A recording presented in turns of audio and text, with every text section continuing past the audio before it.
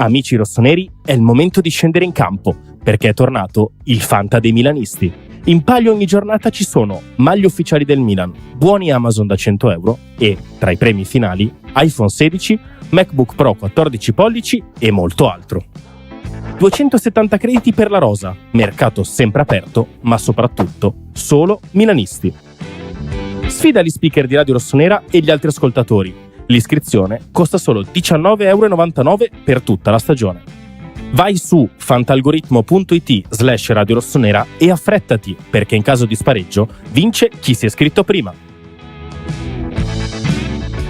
Dal 1 di luglio cambiano i costi dell'abbonamento al nostro canale YouTube. Sei già abbonato? Ecco come fare l'upgrade. Vai sul nostro canale YouTube e clicca su abbonamento. Nel menu che si apre, seleziona Esegui upgrade. Clicca successivamente su Squadra livello 1 e sulla destra troverai il tasto Cambia livello, un piccolo gesto che ci permetterà di continuare a raccontare il Milan in modo indipendente e senza condizionamenti.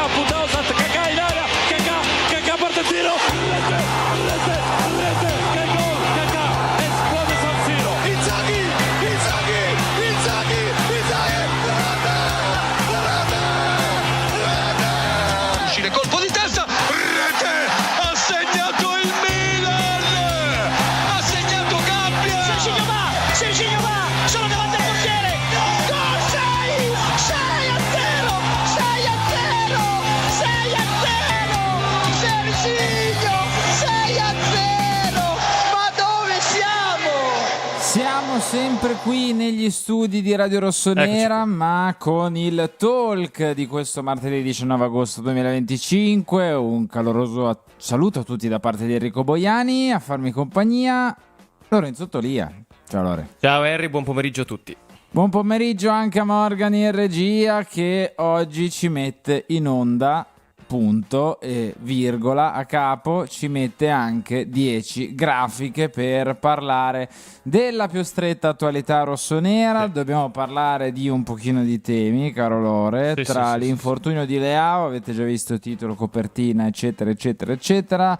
Dobbiamo parlare di mercato in uscita, in entrata, situazioni da sistemare, situazioni da risolvere, situazioni un pochino a metà, ma ne parliamo con calma nel corso di quest'ora insieme a tutti voi. Invito innanzitutto tutti quanti a cliccare il pollicione all'insù, quindi mettete like a questa diretta, iscrivetevi al canale se non l'avete ancora fatto, attivate la campanella. Se vi va potete anche abbonarvi a 2,99 per supportarci economicamente, per farci andare avanti, per portarvi ancora più contenuti. Tra l'altro, Lore, fammi spendere un secondo per dire che ancora questa settimana siamo pochi, qualcuno di noi ancora deve rientrare, ma dal mese di settembre, insomma da quando torneremo poi a pieno regime a spingere per davvero, tante novità per voi. Sì. Quindi stiamo anche facendo una sorta di mega restyling per le nostre grafiche su Instagram,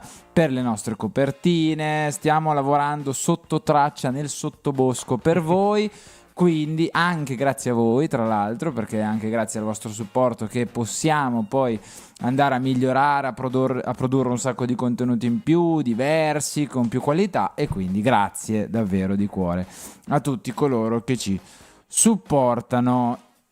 Ragazzi, il direttore è ancora in ferie. Ci ha chiamato prima durante tenuto lunch, a farcelo sapere. ci ha voluto ricordare che è ancora in ferie, ma d'altronde, essendo direttore, può tutto. No, scherzi a parte, noi avevamo iniziato le ferie un po' prima e lui quindi un po' dopo le continua. Tutto questo per far sì che Radio Rossonera non si fermasse mai. Pensate un po', ecco, quindi Menini e Maturo torneranno anche loro, ragazzi, torneranno anche, anzi vi do questa breaking news, state molto attenti, domani torna Leonardo Menini. Incredibile. Torna Leonardo Menini e quindi... esatto, quindi ci voleva. Va bene, partiamo dalle brutte notizie, così ce le togliamo subito dal groppone. Grafica numero 1, Morgan, perché si è fatto male Rafael Leao.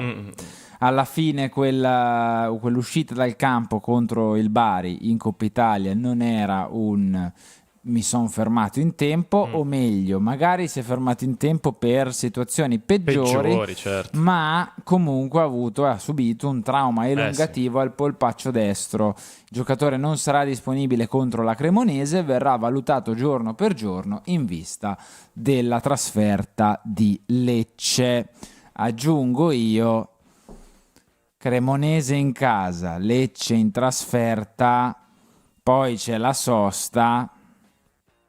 Eviterei a esagerare dentro di Leao. Se salta una partita in più rispetto a quelle che deve saltare, certo. Non starei, anche perché magari resta a Milano, magari non viene convocato con la nazionale, certo. Ovviamente gli auguro di essere convocato, però se deve recuperare magari sta un pochino più tranquillo e poi torna dopo la sosta bello carico per iniziare la sua stagione.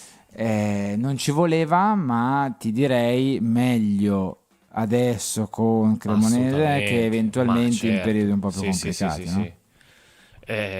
Sì, sono d'accordo, nel senso è comunque una bella tegola, diciamo, dispiace, come abbiamo detto anche oggi a Lunch Press, perché appunto Leao stava attraversando un bel periodo di forma, sembrava indirizzato verso una partenza sprint, no? Quindi un inizio di campionato molto molto molto promettente, magari diversamente da altre volte in cui ha iniziato un po' lentamente, poi si è ripreso dopo un po'. Questo infortunio non ci voleva, non è una situazione particolarmente drammatica, è stato riscontrato questo trauma, è stato riscontrato, direi, in tempo per evitare, come hai detto tu, anche magari la possibilità che potesse esserci qualcosa di peggio. Quindi adesso ci sono queste due partite, queste due prime partite di campionato, poi la sosta. Bisognerà capire come decideranno di gestirlo. Contro la Cremonese è out, contro il Lecce si può pensare anche di farlo riposare anche contro il Lecce. Il Milan dovrà far fronte a una sorta non di carenza in attacco, ma di situazione un po' in divenire. Perché? Perché è arrivata quest'oggi anche non l'ufficialità, perché non è un'ufficialità, ma quasi l'here we go, se così vogliamo dire, di Noah Okafor al Leeds. Quindi guardiamo la grafica numero 2, Morgan. Noah Okafor saluta il Milan dopo 3 stagioni? Credo 3. 3 stagioni. E 3, sì, 2, non mi ricordo, vabbè. Dove non brilla. No, possiamo dirlo, non ha brillato, no, Okafor con la maglia del Milan. non mi sbaglio, un 56, quasi 60 presenze, forse 7-8 gol, se non ricordo male. Non ha brillato 2 stagioni, esatto. 2 stagioni. Non ha brillato, ha segnato qualche gol, ha segnato anche qualche gol magari importante, penso soprattutto a quello contro il Bruges, o forse aveva fatto assist anche lì, vabbè. Contro l'Udinese. Contro l'Udinese, bravo, esatto. Quel 3-2, però direi che non ci strappiamo le vesti, anche perché, come sottolinea Fabrizio Romano, 20 milioni. L'entrata è importante. Quasi 21. Sì. Dopo che un giocatore fa 6 mesi senza giocare a Napoli, 6 mesi in cui è più fuori forma che in forma al Milan, direi che Iglitare ha cucinato, come si suol dire. Sono d'accordo, nel senso, ricordiamoci magari quel siparietto, lo chiamo così, che c'era stato quando sembrava tutto fatto all'Ipsia, se non ricordo male, che poi era stato rimandato indietro perché non aveva superato le visite mediche, quindi questa cosa per un giocatore è importante, è significativa, nel senso anche nell'ottica di magari altre squadre che erano interessate. Il Milan aveva provato poi a piazzarlo per eventuali scambi, così non era andato in porto. Adesso che se ne dica, questa comunque è una operazione di mercato che Tare ha concluso, secondo me, tirando su per il Milan il massimo possibile, cioè 21 milioni bonus compresi per Okafor è comunque una cifra importante. Ci sono in chat tante persone che sono a Pesaro, vedo. Sì, ho letto intanto. anch'io. Prima Sì. Antonio aveva scritto sono a Pesaro, adesso Upaz84 scrive saluto Enrico dalla spiaggia di Pesaro. Ragazzi, salutatemi alla Ti spiaggia. guardano anche dalla spiaggia di Pesaro. Cioè, essendo la città più bella del mondo, è normale che ci siano persone Si comanda sulle spiagge di Pesaro. che ci guardano. Ragazzi, salutatemi alla spiaggia, ero lì fino a 3 giorni fa. Si stava bene, ero felice, lo sapevo, pensa un po' che roba. A parte qui, anche Giacomo, saluti da Pesaro, vabbè, tutti a Pesaro oggi, va bene. Salutate i miei amici se sono lì al mare. Tra l'altro volevo Magari dire... pensavano di trovarti. Magari sì, sono andati alla Pensavano che fossi già ricerca, tornato. alla ricerca di... Sì, Massimo, adesso rispondiamo, andiamo con calma, abbiamo un'ora, adesso parliamo anche di mercato in entrata, ci arriviamo alla tua domanda. Stai bello sereno, seguici che ti rispondiamo. Stavo dicendo, per chiudere il discorso di Okafor, che è legato a sta galassia Red Bull, a quanto pare, perché A volte arrivava ritorna. dal Salisburgo. L'aveva comprato praticamente il Lipsia prima, e va al Leeds che ha questo bello sponsor sulla maglia che è quella roba lì e niente, legato a quella galassia lì. Va bene, salutiamo Okafor, non penso che ci strappiamo le vesti per la sua cessione, ma bisogna capire un po' cosa fare per le prime 2 partite, caro Lore. E quindi grafica numero 3, Morgan, perché sono rimasti in pochissimi, certo. là davanti, contando che Leao è fuori. Sono rimasti davvero in pochi. Di prima punta ce n'è una, è arrivata tardi in ritiro, non è nella condizione più ottimale, sperando che il Bebote Santiago Jimenez possa entrarci molto presto. Certo. Chukwueze ha fatto credo proprio una manciata di minuti nel precampionato e basta. Salmacher e Pulisic stanno giocando tanto, esatto. Infatti più pronti, ho messo Curto, ho messo attaccante tra virgolette nella didascalia proprio perché è quello che può giocare un pochino più avanti, ma se no avrei dovuto mettere solo e soltanto Santiago e al limite proprio Pulisic, ecco, o Chukwueze. Non è che dice Pavlovic punta. No, ecco, no, eviterei. L'unico attaccante è Jimenez, sì, però il discorso e il concetto, ragazzi, capitolo, è cosa facciamo? Cioè, chi schieriamo? Che si fa contro la Cremonese? 3-5-1-1 con Pulisic e Santiago? Anche lì, forse la pecca di questa ipotesi, l'incognita di questa ipotesi è appunto riguarda Jimenez, quindi il fatto che comunque l'abbiamo visto abbastanza appesantito, ma questa non vuole essere una critica assolutamente, ma per il semplice fatto che ha chiuso tardi la stagione, ha ricominciato più tardi la preparazione, quindi ha ovviamente bisogno di ancora un po' di tempo e di preparazione di allenamento per rientrare a pieno regime. Però ci troviamo di fronte a una partita che si gioca a un inizio di campionato che parte tra pochi giorni, con delle scelte che sono quasi obbligate, quindi secondo me vedremo Jimenez in attacco contro la Cremonese, poi non lo so. Allora, rispondo a qualche domanda tipo Massimo. Chukwueze secondo voi partirà? Per me alla fine no. Partirà nel mercato? Sì. Andrà via? Io, come ho detto anche oggi, penso più a Musa rispetto a Chukwueze come giocatore in partenza. Poi mi sembra che comunque ci sono trattative per entrambi, sicuramente c'è interesse per entrambi da fuori dall'Italia. Molto più per Musa che per Chukwueze. Esatto. Secondo me Musa in questo momento è quello più papabile a partire rispetto a Chukwueze. Poi magari sarò smentito. Molti invocano il 4-3-3 con Salmacher, Pulisic e Jimenez. Quindi Chukwueze resta l'unica alternativa dalla panchina. Oppure anche un 3-5-2 come abbiamo iniziato finora tante partite, con Salmacher quinto tra virgolette e a quel punto Pulisic e Jimenez davanti. Ci può stare, ripeto, la grafica si chiama fare di necessità virtù anche per questo motivo qua, nel senso che questi sono ragazzi, cioè questi sono e questi devono essere. Non è che possiamo inventarci qualcosa di diverso. In attesa della punta. a questo punto. Scusate il gioco di parole. Se non era tanto la priorità prima, adesso effettivamente diventa sempre più palese la necessità di un altro attaccante Loftus di peso. attaccante in chat scrivono, oddio, un po' too much. Azzardo forse, sì. Un po' too much, magari sicuramente qualcuno della primavera verrà aggregato, sì. perché se succede la qualunque, poi comunque dei giocatori di ruolo devi averli. Però chissà. Sai qual è il nostro prossimo, diciamo, nemico in ottica calciomercato? Nemico figurato, ovviamente. In ottica calciomercato? Credo di saperlo, sì. Lo sai? Sì. Dovrebbero allora, essere i partenopei. Sono proprio loro, grafica 4, perché anche qui un infortunio ha complicato le cose. Sì.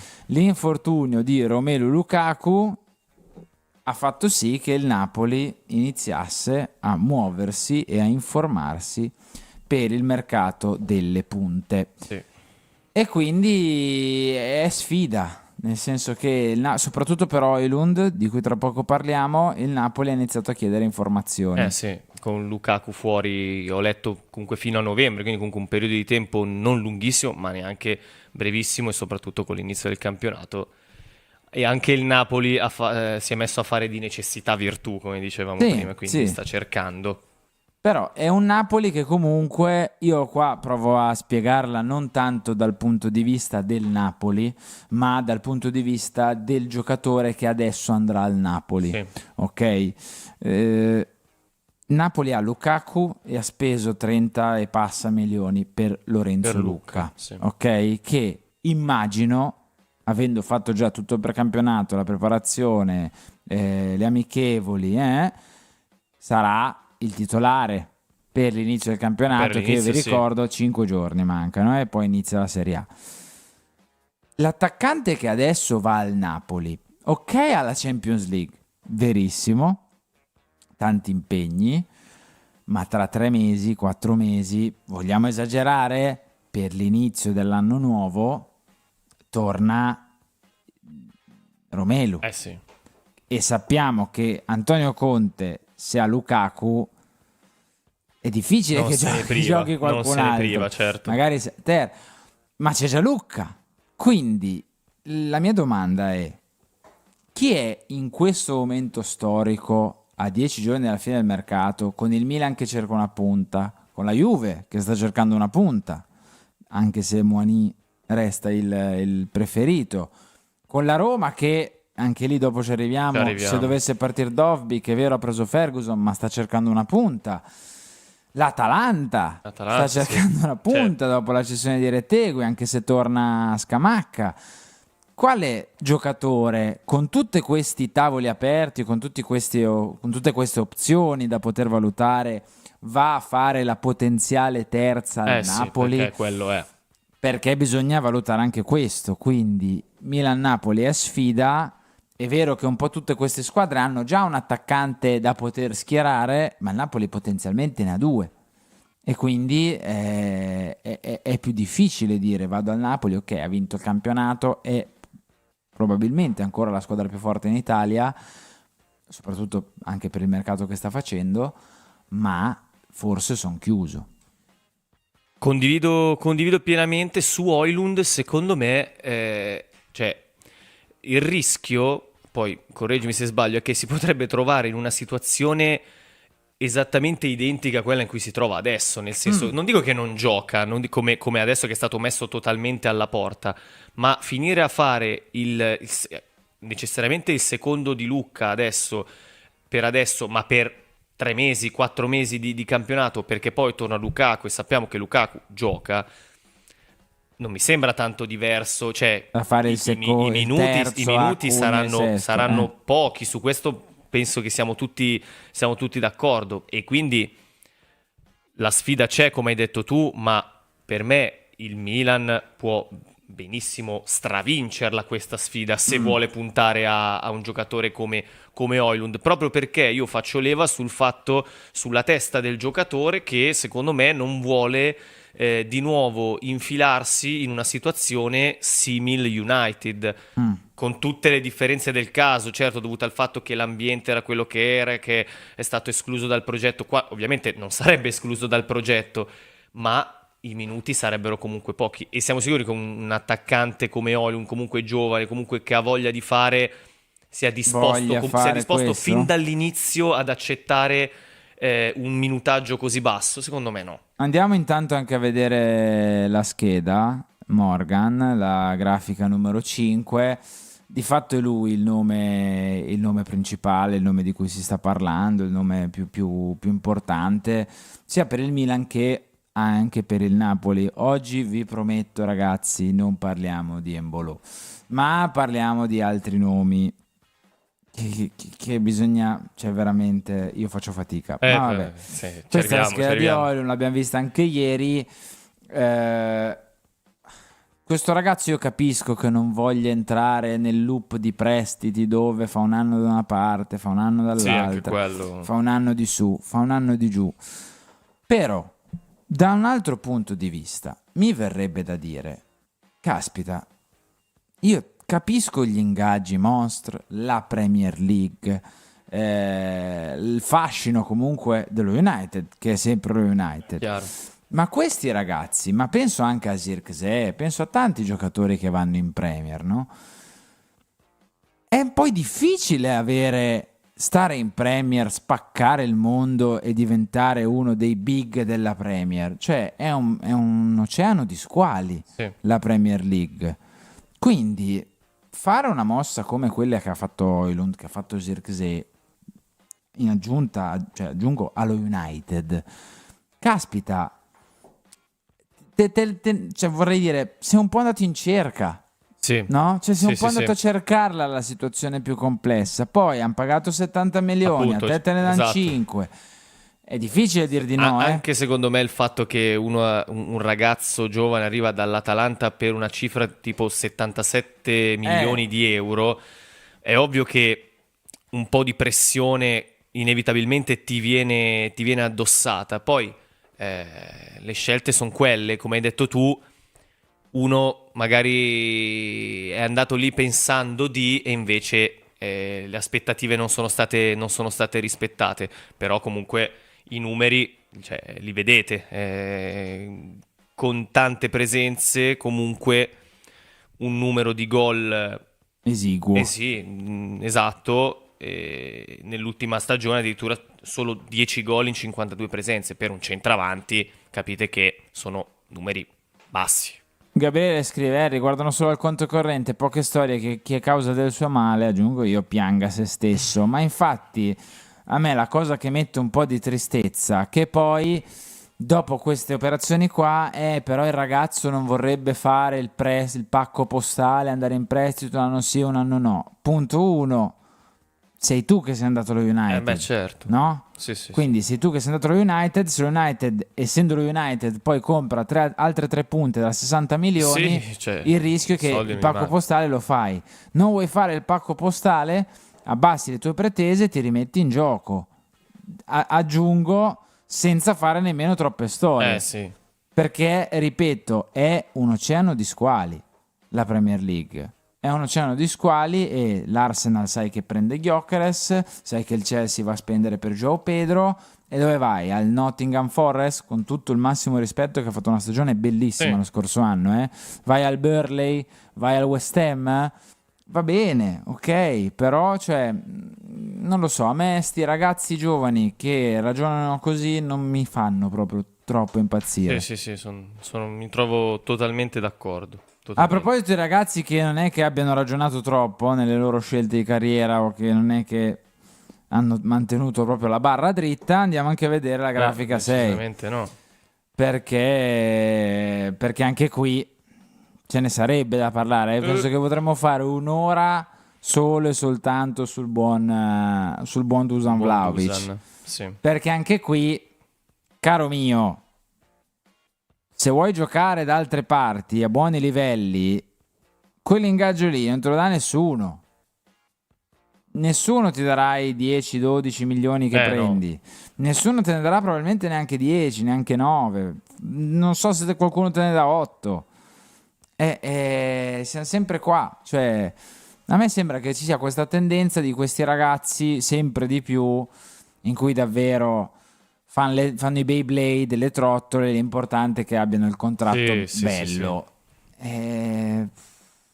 Non lo so, non mi piace. Sembra quasi che l'aspetto magari l'aspetto legato all'ambizione come giocatore, all'ambizione di vincere qualcosa, venga totalmente dimenticata. Tornando su Højlund, mi ricordo quando comunque lui aveva aperto al prestito, ma con una serie infinita di garanzie che voleva per quanto riguarda il riscatto. Adesso io capisco che comunque si contratta, ognuno avanza le sue pretese, ma ripeto, non si può, specialmente dei ragazzi comunque così giovani, con comunque la voglia di fare e il talento, non possono ridursi semplicemente a strappare l'accordo migliore economicamente parlando. Poi è importante anche quello, certo, assolutamente è una parte del gioco, tutto quello che volete, ma non deve essere quella la priorità. No, ma mi trovi d'accordo. Sì. Poi io, da un altro punto di vista, cioè se fossi nella situazione di Vlahovic, ok, probabilmente ragionerei anche in parte come Vlahovic, della serie, se vogliono liberarsi loro di me, allora faccio certe richieste, ecco. Dall'altra parte però dico anche, caro mio, però se tu vuoi proprio rimetterti invece in gioco, forse dovresti anche abbassare un po' il tiro, ecco. Sì, perché la questione è quella, per entrambi si tratterebbe di un rimettersi in gioco dopo stagioni sostanzialmente quasi al buio, cioè ovviamente non da protagonisti, ma neanche quasi da comparse, mi verrebbe dire, forse più per Højlund forse che per Vlahovic, ma il concetto è quello, nel senso, per me dovresti, se vuoi veramente rimetterti in gioco, in primis dovresti pensare a rimetterti in gioco, cioè alla squadra nella quale vuoi andare per fare qualcosa di importante, esatto. Poi il resto viene da sé. Massimo ci scrive: ma in Italia chi gli dà 8-10 milioni? Nessuno. No. La Juventus perché deve, credo. Sì, solo per quello. La Juve perché deve, non penso che voglia, anzi. Ma anche in Premier, ragazzi, ma in Premier League qualcuno dà 8 milioni a Vlahovic? Premier League va bene che hanno gli ingaggi che di base partono tipo da 4,5-5, c'è anche le riserve delle riserve più o meno. Però non pensate che, e soprattutto i top player prendono 20, 18, 22, ok, e va bene. Però gli altri giocatori, cioè, non è che prendono poi tanto più di Vlahovic, anzi, la maggior parte anche in Premier League prende meno di Vlahovic. Sì. Quindi, dai, forse il Newcastle, Augusto, se vende Isak. Perché anche lì, se no prendi Vlahovic, cosa fa? Tiene la cera a Isak? Non credo onestamente. Quindi, anche in quel caso lì, che cosa ci frega un bel prestito secco al 31? Per me non accadrà. No, anche secondo me. Per me non accadrà. Io sono ancora convinto che se bussa Arabia lui prende va. Poi magari sbaglio. Però sarebbe veramente la dimostrazione finale di quello che abbiamo detto, di quello che abbiamo detto fino adesso, secondo me. Vediamo anche gli altri due nomi? Vediamo. Io vi preparo, ragazzi. Questi nomi, faccio come gli youtuber quelli seri. Dalla sedia. Faccio come gli youtuber quelli seri. Io questi nomi non li volevo fare. Quando dico io questo video non lo volevo fare, sì. Io di questi due nomi non volevo parlare. Vabbè, facciamo così. Non volevo parlare, ma dobbiamo parlarne. Sì, bisogna. Grafica 7. Guarda, e ti dirò di più. Dimmi. Quello di cui stiamo per parlare tanto. È più quello dopo per me il problema. Ok. È più quello dopo. Ok. Ma questo, Dirai il guarda, motivo. esagero e dico tanto, perché già qualcosina in Serie A l'ha fatta. Artem Dovbyk. Proprio Vero. lui. No, non togliete il like, ragazzi, Proprio- mettetelo perché dobbiamo parlarvene. Pensa, cioè, tenetelo il like perché noi siamo invece, cioè voi siete lì a guardare, no? Potete anche mettere muto per quando c'è questa grafica. Noi invece dobbiamo parlarne. Pensate Sì. un po'. Artem Sì. Dovbyk perché alla Roma non piace, No. perché la Roma lo vuole cedere. Sì, la Roma è disposta proprio a cederlo. Ha preso Ferguson, giocherà, immagino, Ferguson. Dovbyk però è lì. È lì. E che mi dici di Dovbyk? Allora, un giocatore anche lui arrivato alla Roma con enormi aspettative, che se non mi sbaglio aveva vinto la classifica marcatori della Liga. Ha fatto un anno al Girona, col Girona ha l'anno trascinato prima, il Girona esatto. in Champions, sì, sì. Quindi, capito, capivo assolutamente l'entusiasmo dei tifosi romanisti, mi ricordo quando è arrivato e tutto il resto, ma non si è dimostrato un giocatore, secondo me, da Serie A. Cioè, nel senso, io adesso se tu mi poni davanti il dilemma Dovbyk o Vlahovic o Dovbyk o Højlund, io ti dico serenamente uno degli altri due. Cioè, ma proprio senza meno dubbio. Penso tutti, penso in chat c'è tutti, qualcuno chiaramente. che ha scritto meglio lui di Højlund. Sì, forse l'avevo letto, però secondo me Dovbyk non credo che riuscirà comunque, anche se dovesse venire al Milan, non credo che riuscirà a dare effettivamente un contributo importante alla squadra. Ma più che altro dovesse arrivare al Milan Artem Dovbyk, il mio augurio più grande è che abbiamo titolare e riserva ben definiti. Sì. Sì. Poi molti potranno contestare dicendo però Dovbyk i gol li ha fatti, Santiago no. Mi verrebbe da dire però Dovbyk ha giocato in una squadra che, se togli la parentesi Juric, era ampiamente in orbita In Champions una squadra League, informissima, ed è arrivata certo. a pochi punti, forse pochissimi punti dalla Champions, Sì. anche aggiunto il periodo Juric. L'altro ha giocato nel Milan, che ha fatto ottavo, nono per tutto l'anno con Seisao. Quindi capisco che Dovbyk poi in proporzione magari ha segnato più di Santiago Jimenez, però vabbè, togliamo sta grafica, andiamo alla 8 e io qui alla grafica 8, ragazzi, io questa grafica non la volevo fare. Sono tutto orecchi. Ve lo ripeto di nuovo, io questa grafica non avrei voluto farla. Adesso qualcuno mi deve scrivere in chat. Io voglio sapere se c'è qualcuno. No, non chiudete il video, ragazzi. Non chiudete il video, per piacere. Rimanete qui con noi a farci supporto. Voglio sapere se c'è qualcuno che prenderebbe Nicolas Jackson e soprattutto perché. Io non saprei. Perché io sono molto motivazioni. curioso. Perché io le ho viste un po' di partite del Chelsea. Quando era al Villarreal ancora un pochino Al Villarreal sì. lasciava pensare che potesse essere. Poi è andato al Chelsea e abbiamo capito che no. No. Ecco, piuttosto metterei Menini numero 9, Stefano ci scrive. Glielo diciamo anche a Leo domani, perché Leo invece è un grande estimatore di Nicolas Jackson. No, sto scherzando ovviamente. Il Chelsea sta facendo di tutto per liberarsene. Non so perché. Facendo anche valutazioni al di sopra, secondo me, del reale valore del giocatore. Ecco, io starei ben distante da Nicolas Jackson. Non so te. Io sono d'accordo, per me non è l'attaccante giusto per le necessità della squadra di Allegri in questo momento. Ma poi aggiungo, Lore, scusa se ti interrompo. No, dimmi. Costa. Appunto. Cioè, costa tanto. Non è che viene qua a 10-12 milioni. Non è che viene qua in prestito con diritto a 20. Cioè, costa tantissimo. Cioè, costa tanto Nicolas Jackson. Cioè, se abbiamo i soldi per Nicolas Jackson, allora andavo a prendere altri 10, 12, 15 attaccanti al posto suo. Sì. Ma io mi ricordo, se non mi sbaglio, adesso non vorrei dire con quei soldi ci prendi fesseria. Ken. Esatto. una fesseria, ma mi ricordo adesso un video su YouTube di Fabrizio Romano che diceva che il Chelsea lo valutava ma una cosa come 100 e 80 passa, milioni, sì, 90, sì, sì. cioè per me è fantascienza queste valutazioni qui, cioè, ma comunque costa tanto, costa tanto perché la squadra lo valuta tanto, ma per me è molto al di sotto, molto al di sotto.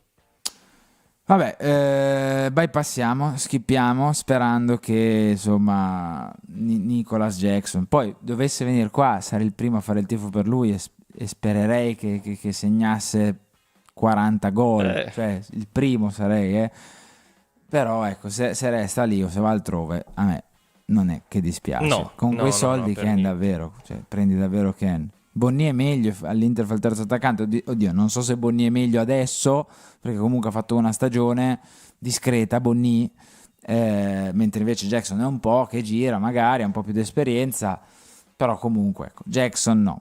Torniamo in studio per il mega sondaggio che ho già fatto ieri solo con Højlund e Vlahovic. Mhm. Lo rifaccio oggi, chiedo anche a te e ci butto dentro, perché magari spariglia un po' le carte, capito? Butto dentro Sì. anche questi due ragazzi, ovvero Jackson e E Dovbyk. Dovbyk. Lore, risposta secca in prima battuta, ma poi motivata. Chi ti prendi? Io dico Højlund. Mm. Dico Højlund perché secondo me, ma questa è una mia sensazione, dettata unicamente appunto dal mio pensiero, che secondo me in questo momento ha più fame di Vlahovic e quindi potrà risultare più decisivo di Vlahovic. Gli altri due, adesso con tutto il rispetto, non li prendo molto in considerazione. Quindi mi limito a Højlund Vlahovic. Io dico Højlund perché secondo me ha più fame di Vlahovic e può risultare forse più decisivo a tratti del serbo, che magari può avere anche più talento, più esperienza, più fiuto del gol, però secondo me non c'è del tutto a livello Testa. sì, di testa, nel senso di distrazione. Secondo me può essere un fattore questa cosa qui, e quindi io dico Højlund. Ok. La chat invece, come ieri, quindi i due dell'Ave Maria lì, Jackson e Dovbyk, non hanno spostato vengono- troppo, resta più su Vlahovic. su Dusan Vlahovic. Leggo anche qualche Che non mi altro dispiacerebbe comunque, assolutamente, ci tengo nome. a precisare. No, ma infatti leggo anche qualche altro nome in chat, quindi se avete un attaccante da suggerire o che vorreste al Milan, non vale dire tipo, cioè, nomi da 140 milioni, tipo Mbappé o Isaac o quei nomi lì, cioè nomi fattibili. Scriveteceli, è il vostro momento, così li leggiamo. Tipo Sorlot, che era un altro nome che era Sì, ho uscito, visto. il norvegese. Krstovic, Mateta, Scamacca, Embolo, vi prego, no? Boniface. Boniface. Se sta bene Mauro Icardi, Alessio ci butta lì Salutiamo. un Mauro Icardi. Muniz del Fulham. Sì. Mitrovic, un nome gettonato. Sì, che era già stato accostato un po' di tempo fa al Milan. Mark, Voltemade, credo che sia già promesso sposo dei bavaresi. Sì. Credo purtroppo di sì, anche a me piace tantissimo. Giuseppe scrive Pinamonti, non so, forse hai sbagliato live, Giuseppe. No, sto scherzando. Ken è un altro nome che va, Ken con Leao, Weghorst. Weghorst. Forse un po', diciamo, passato il Un tempo pochino, di sì, un po' Weghorst. avanti. Lookman, però non fa la Mola. punta, cioè non fa la punta. Isaac, ho visto. Ho detto non tipo Isaac che costa 100 Isaac, vabbè. Lookman, Chic. C'è qualche nome di questi che ti stuzzica, di quelli che hanno scritto in chat? O nada? Allora, Giroud, ragazzi, non penso. Cioè, guarda, tra quelli che ho letto, sono forse felice per lui, ma Boniface, perché Victor Boniface, ma perché mi ricordo che comunque ho visto qualche sua partita, non è un giocatore che mi dispiace, e nel momento in cui era stato anche accostato abbastanza al Milan mi faceva piacere, Ti nel senso, gasava. sì, devo dire di sì. Poi vabbè, ci sono, cioè, ho letto Ken, ho letto Perché su Ken c'è un po' di... sì. C'è un po' di, come dire, anche qui non di controversia, ma di medaglia a due facce, no? Sì. Chi pensa che Ken abbia un po' overperformato l'anno scorso, anche aiutato da una Fiorentina, no? In cui si doveva Sì. rilanciare e via Sì. dicendo. Altri invece che pensano che abbia proprio fatto click e quindi adesso sia un attaccante proprio importante, punto, sì. no? Io sono più da questo lato qua, Anche io. quindi io prenderei Anche io, sì. subito. Aro Kodare, William scrive Sì, che è un siamo altro dimenticati, nome, vero, è un altro nome accostato. che gira, sì. Io ecco, tipo, penso che Aro Kodare e Embolo siano quei nomi proprio last minute, se capisci che non riesci a fare Sì. altro. Sì. Magari arriveranno il Milan e magari saranno loro gli attaccanti del Milan, ma mi danno questa sensazione qua, no? Che arrivi tipo al 27 di agosto e Højlund non si sblocca, e Vlahovic non molla l'ingaggio della Juve, Sì, eccetera. bisogna concludere. Devi trovarne uno e vai a prenderti tipo Aro Kodare o Embolo. Ho questa idea qua, voglio avere questa idea qua. Castro del Bologna, ci scrive Luigi. Ma il Bologna, faccio una domanda, perché avrò delle aste del fantacalcio da fare.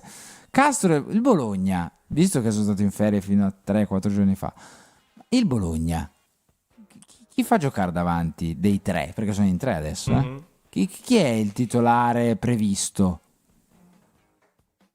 Castro, Immobile o Dallinga? Dallinga credo di no. Immagino. Penso di no, ma secondo me neanche Immobile così quindi tanto Castro. certo. Sì, io sono più per Castro. Perfetto. Che mi- In chat tutti scrivono gioca Castro, gioca Ciro, gioca Castro. Watkins, un altro nome, poi la finiamo, poi andiamo al centrocampo e anche Hollywood, però non so quanto possa costare, forse troppo anche lì.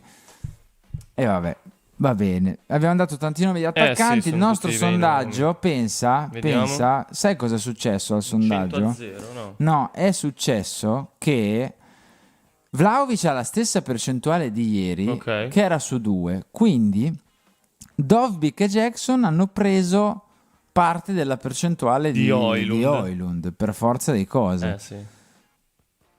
Sì, Qualcuno incredibile. che gradirebbe uno dei due. Sono tra lì e se la Dobbik e giocano, Jackson. è leggerissimamente favorito Jackson, Mhm. e non me lo immaginavo. No, neanche io. Ma Højlund al 25%, Dovbyk e Jackson hanno il 6 e il 7 e Vlahovic ha il 61%. Niente, non me l'aspettavo. Cioè, così alto Vlahovic non me l'aspettavo. Però ci sta, è un attaccante che alla fine, quando sta bene, quando è stato bene, Assolutamente. se ma sta bene, assolutamente. è sempre un attaccante di alto livello. Altissimo, sì. Chiudiamo nell'ultimo quarto d'ora con il centrocampo, perché poi avremo tempo nei prossimi giorni di parlare di difesa, di parlare degli esterni. Sì. Io chi preferisco? Bella domanda. Gran bella domanda. Nicolas Forse- Jackson. No, sei buono Lorenzo, ti caccio. No, allora, per il momento storico e per, diciamo la lucidità mentale e sportivo ambiziosa attuale, mettiamola così, non so se sono termini che insieme funzionano, ma dovreste aver capito, leggermente Højlund su Vlahovic. Se mi chiedete invece il valore del giocatore, Vlahovic. Per me Vlahovic, 3 anni fa, ne parlavo con Giacomo Mirandola dopo la partita l'altra sera, Vlahovic della Fiorentina e appena arrivato alla Juve, Juve, sì. era una roba. È un peccato vedere un giocatore Vero peccato, no, ma assolutamente. come quel Vlahovic l'ha ridotto come il Sì, Vlahovic. sì, È sì, davvero un grande peccato. Davvero un grande peccato. Io ricordo di una tripletta forse che ci fece in un Fiorentina-Milan. 4-3 forse. Sì, una roba, Sì, mi un'ira ricordo. di Dio, Dusan Vlahovic, un'ira di Dio. E a me dispiace che poi, cioè quando ci sono sti ragazzi che a 20, 21, 22 fanno così bene, poi spariscono dai radar un po' e si perdono, a me dispiace perché prima che di essere milanista sono innanzitutto un appassionato di questo Certo. sport, quindi è davvero un grande peccato. Il mio dubbio è che non riuscirà più a tornare quel giocatore lì, è quello il mio dubbio, qualora dovesse arrivare al Milan, semplicemente questo, semplicemente questo. Esatto. Me lo Chiudiamo, auguro. dicevo Lore, con il centrocampo. Centrocampo, sì. Domani parliamo di difesa, domani facciamo i conti. Mm-mm. Ufficiale, Sì. io e Leonardo Menini facciamo i conti, cioè prendiamo la calcolatrice, come piace alla nostra proprietà, ci mettiamo lì e contiamo quanti soldi ha preso il Milan, quanti soldi ha speso il Milan, quant'è la differenza, quanti quindi potenzialmente potresti spendere, quanti non ne verranno Esatto. spesi. Esatto. Vedete già la grafica 9 in onda, grazie Morgan. Qui la mia domanda è, oggi sono il ragazzo delle domande, ve le faccio a voi, chat, a tutti, a te Lore. La mia domanda è, siamo a posto o no? Ipotizzando che i tre più sulla sinistra, quindi i due fuori dai piani e l'oggetto misterioso Yunus Musa dovessero salutare, ne restano 5. Siamo a posto o no a centrocampo? Allora, io dico nel senso un 50 e 50, Ok. nel senso che mi sembra un buon centrocampo, ho visto delle buone cose, dall'altra parte dico che però un innesto si potrebbe ancora aggiungere e aggiungo a questo cosa che ho appena detto, servirà che soprattutto i nuovi, penso a Ricci, penso a Yashari, dimostreranno veramente qualcosa, cioè devono veramente guadagnarsi qualcosa, cioè devono cercare di farsi sentire lì in mezzo al campo, perché adesso una partita contro il Bari ad esempio, ho visto delle buone cose da Ricci secondo me in fase di regia, in mediana così. Yashari secondo me l'ho visto ancora un po' spaesato, Timido. un po' spaesato forse, metti che era la prima San Siro, non lo so, un sacco di fattori, però spero che possa veramente arrivare ad essere tanto incisivo, tanto incisivo in un campionato difficile come il nostro. Ripeto, si può aggiungere un elemento in più, poi vabbè, ci sono ovviamente Fofana, Modric, Fofana in grande spolvero secondo me, in ottima forma, mi limito a dire in ottima forma fisica secondo me.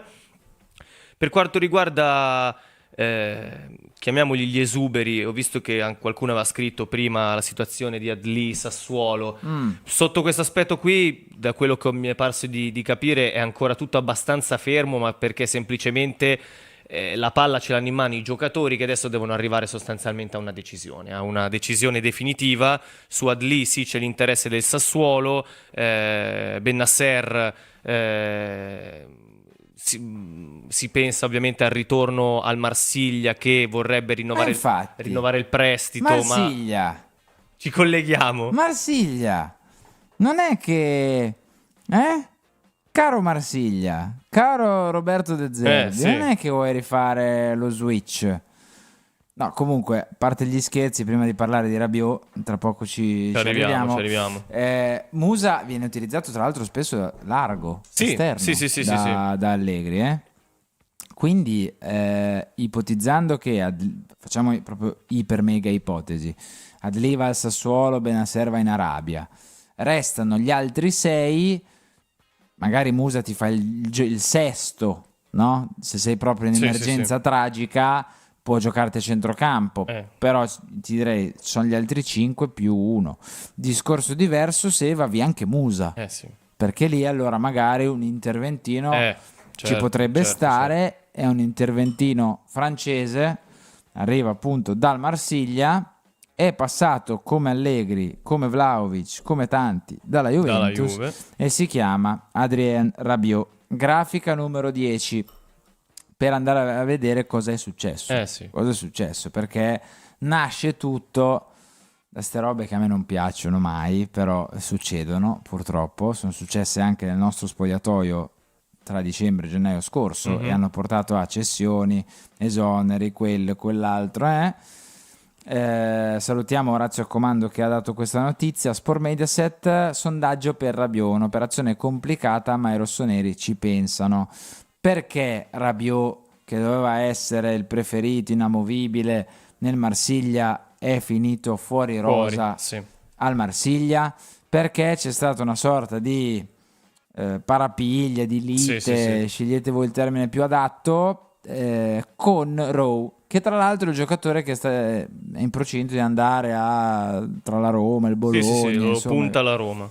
Ecco, il Marsiglia, per non avere problemi, ecco, ha deciso di metterli fuori rosa tutti e due.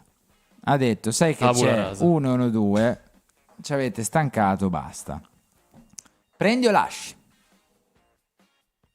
Io prendo. Io prenderei, usiamo il condizionale. Prenderei perché comunque è un buon giocatore, un buon centrocampista, ha esperienza e soprattutto ha esperienza con Allegri e quindi può già da subito, secondo me, entrare nei meccanismi. Per cui se si verificassero, se dovessero esserci le condizioni che dicevamo prima, quindi magari la partenza di Adli, Benasser e Musa anche, ma io ti direi anche se dovesse rimanere l'americano, un pensiero si potrebbe fare su un giocatore come Rabiot, secondo me, per il centrocampo, perché secondo me qualcosa può dare, a maggior ragione sotto la guida di Allegri. Però la domanda a quel punto poi diventa d'obbligo. Dovesse per caso partir Musa, partir Benasser, arriva Rabiot. Sì. Mi dici quali sono i 3 centrocampisti titolari del Milan poi? Perché È difficile, perché sì. poi diventa tipo quando al Fanta lasci fuori quelli che ti fanno gol. Esatto. Cioè non che i centrocampisti del Milan segneranno a raffica, intendo proprio come concetto, cioè che poi magari Ricci sta sempre seduto e ci ha investito e magari può far bene, Yashari magari gioca meno, Loftus-Cheek, forse Loftus-Cheek è il più sacrificato, Fofana che fa? Tra quelli Cioè, di adesso, secondo me, forse per una semplice logica del fatto che servono risultati magari anche subito, rapidamente, i più papabili penso che potrebbero essere Yashari e Loftus-Cheek e Yashari, anche se comunque Allegri ha sempre detto che Loftus-Cheek ha un posto di rilievo sì, all'interno e del suo Yashari è e costato 40 milioni. esatto, e quell'altro è un investimento importantissimo. Yashari è un investimento importante e comunque un giovane di talento che può crescere. Per cui sì, il nodo è quello. Io perché se ci pensi diventa difficile. Sì, effettivamente Se non dovesse ci stavo pensando così tanto. Adesso c'è stato un sondaggio, magari Rabiot va a prendere i sacchi di soldi in Arabia e finisce lì, Sì. oppure va in Premier certo, a è farsi solo un l'ultimo anno in sondaggio. Premier. È proprio un pur parler, possiamo anche tornare in studio, Morgan. Il punto però non è tanto il pur parler, il punto è dovesse davvero arrivare un altro centrocampista, poi devi metterne 3. Sì. E se stanno bene, sono quei 3. Cioè, non è che non immagino esperimenti a ogni domenica. No, chiaramente, certo. Considerato anche il fatto che comunque hai una partita a settimana, praticamente solo il campionato. Sono quei 3. I titolari sono quelli. Quindi, io penso di mettere Yashari per forza di cose, perché non immagino un giocatore pagato quasi 40 milioni con 2 mesi di trattativa che non gioca. Ti dico anche io. Spero che sarà così, perché sono ansioso di vederlo all'opera. Ti direi Fofana, perché comunque è stato il migliore dell'anno scorso, tolto Reinders a centrocampo. Sì. E Tra Ricci e Loftus. No, e poi dovresti tenere fuori Rabiot. No, esatto. No, io dico escludendo Rabiot se non dovesse... È quello il punto. in tutto questo ci sarebbe Modric. C'è anche lui. Cioè, che se sta bene, come fai a tenere fuori? Uno da Guardate nulla. che diventa... Allora, è già difficile adesso, secondo me. È già difficile con i 5 che abbiamo adesso trovare i 3 titolarissimi. Dovesse arrivare anche Rabiot, diventa... Tipo, a Cimina Forever scrive: Rabiot se viene gioca titolare, nei panchina 3. Ma io sono d'accordo con voi. Però noi stiamo dando per scontato tipo che Modric non gioca. Cioè che Modric, se sta bene, non fa il titolare del Milan. Cioè, è una roba... non è una roba... Sì, no, non è una cosa da sottovalutare per un reparto come il centrocampo, poi. Sì, cioè siamo passati da averne 2, che erano sempre capito? loro, Cioè, in averne un 5 attimo... e non saper chi gioca. Sì. Non lo so, vabbè. Va bene, allora siamo praticamente arrivati in fondo a questa puntata di Radio Rossonera Talk. Noi non ci fermiamo, ma torniamo domani con Obbligo di riscatto, Lunch Press e il Talk di nuovo. Lore, con te ci ritroviamo proprio domani al talk, assolutamente. Quindi ti aspettiamo. Yes. Io saluto e ringrazio tutti coloro che sono stati qui con noi, chi ha messo like, chi è stato cominciato a scrivere, a dare nomi degli attaccanti, a rispondere alle nostre domande, chi è abbonato, chi ci segue basta, tutti quanti voi, ricordandovi anche che domani a Lunch Press torna Leonardo Menini e facciamo i conti con la calcolatrice, quindi vi aspettiamo alle 13 puntuali domani. Saluto e ringrazio Morgan in cabina di regia. Morgan, grazie, ciao. Un saluto e un abbraccio anche da parte di Enrico Boiani e niente, Lora, che dobbiamo dire? Niente. E ci vediamo domani. Ci vediamo domani sperando ci siano novità sull'attacco. L'attacco. Attaccare, si diceva una volta. Ciao a tutti. Amici rossoneri, è il momento di scendere in campo, perché è tornato il Fanta dei milanisti. In palio ogni giornata ci sono maglie ufficiali del Milan, buoni Amazon da 100 euro e, tra i premi finali, iPhone 16, MacBook Pro 14 pollici e molto altro. 270 crediti per la rosa, mercato sempre aperto, ma soprattutto solo milanisti. Sfida gli speaker di Radio Rossonera e gli altri ascoltatori. L'iscrizione costa solo 19,99 € per tutta la stagione. Vai su fantalgoritmo.it/Radio Rossonera e affrettati, perché in caso di spareggio vince chi si è iscritto prima.